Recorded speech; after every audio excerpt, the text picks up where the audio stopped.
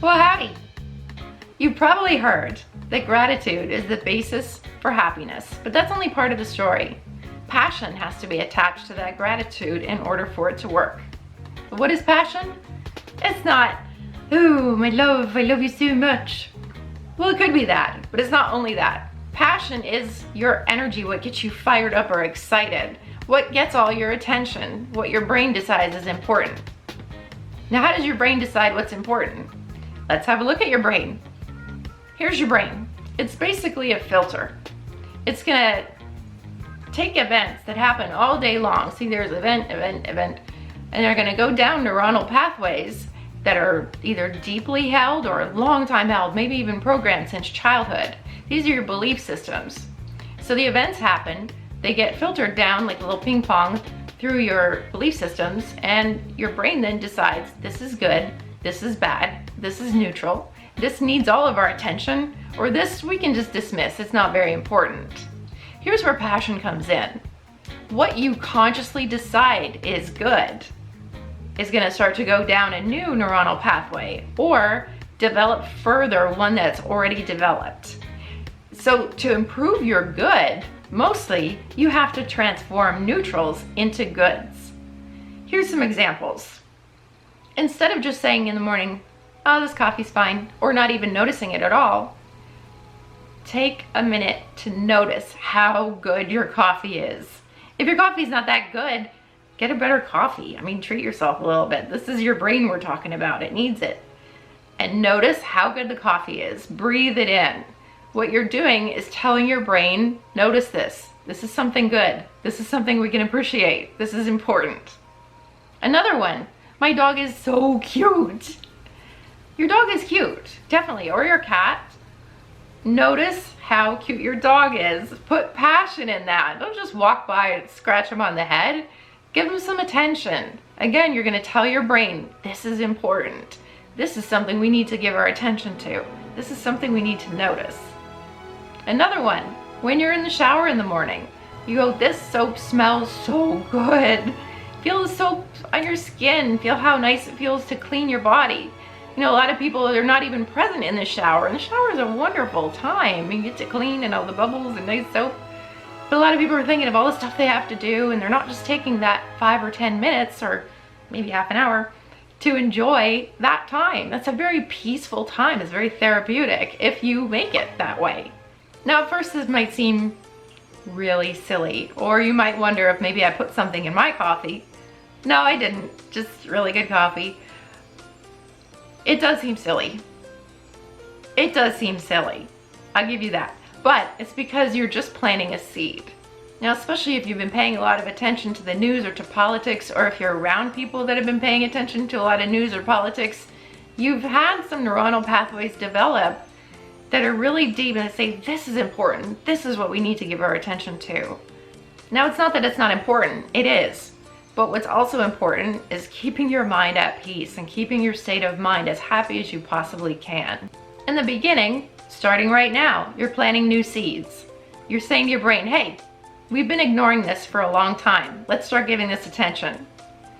And as you nurture those seeds, today, all day long, tomorrow, the next day, as you remain aware and consciously take your passion out of things that make you feel horrible and put it into things that are neutral and turn them into good, or into good things to make them great, those seeds are gonna develop and they're gonna grow and they're gonna become the habits.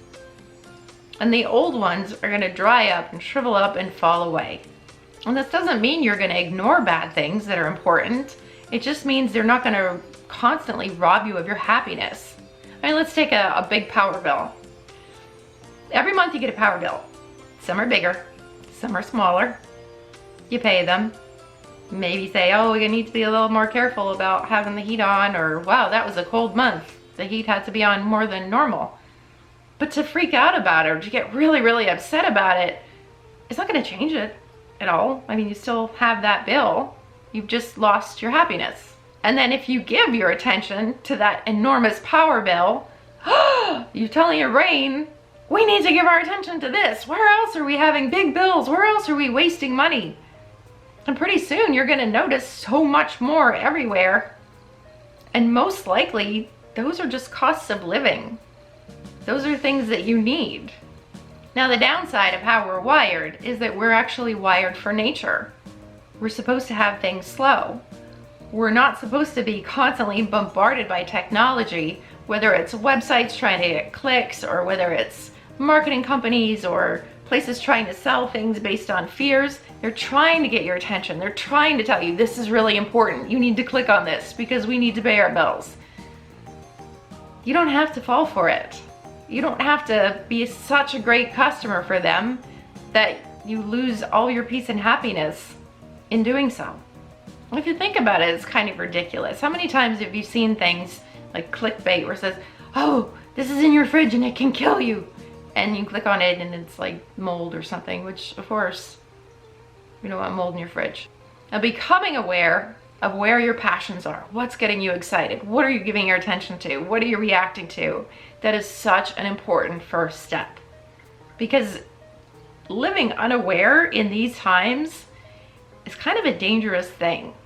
You really need to have your wits about you. You really need to be in control of your mind, because there is just so much that is trying to take your attention away.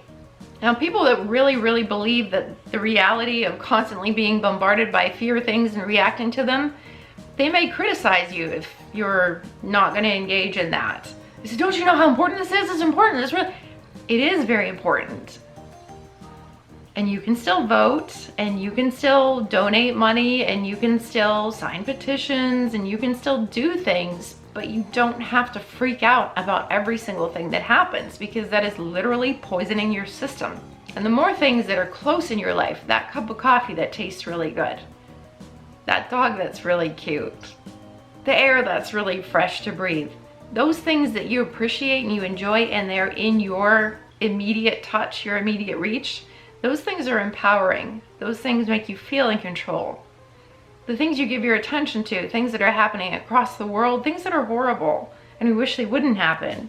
But if you give your attention to that and fall into despair, it's completely disempowering. It's not going to help that, and it's not going to help you. And one of the biggest problems that we have, at least in America right now, is depression and people feeling really lost. The best thing that you can do for people in your immediate surroundings is to get yourself elevated into a happier place and inspire people. You don't know if you're at a store and you're grumbling along with everyone. It just reaffirms to people that yes, everything's horrible and there's no point in anything. But if you're the one that walks in there and smiles and says, hey, how's it going? Have a nice day. Well, that might just have a little positive impact on them. And if a lot more people did that, there might be a lot more positive impact on a lot more people. Plant your seeds, nurture them, be aware of it every day, all day long. Start to develop those habits. Let those old belief systems fall away. Grow and nurture your new forest of beliefs and neuronal pathways. That life is good. There's so much to appreciate. And eventually, even if things don't actually change that much, the way you interpret them will. And that changes everything. Have a great day.